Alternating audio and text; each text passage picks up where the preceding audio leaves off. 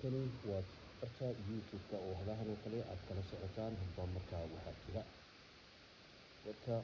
maanta waxaa ka mid ah hawada sare ayaa waxaa la adeersayaa in ay hiigsanayso in maamul halkaasi uu ka socon karo culimada sayniska ayaa waxa ay doonayaan in ay muhiim tahay in caqligu uu sareeyo sidaa daraaddeed taasi waxa ay keentay in la abaaro fahamka hawada sare iyo weliba maamulka halkaasi ee ka jira amaba la doonayo.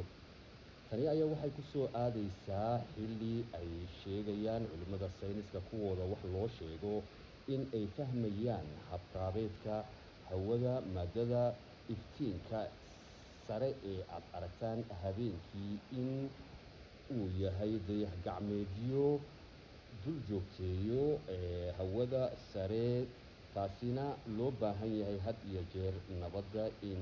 loo fahmo in ay muhiim u tahay mar walba nolosha. Intaasi waxaa inooga idin maanta.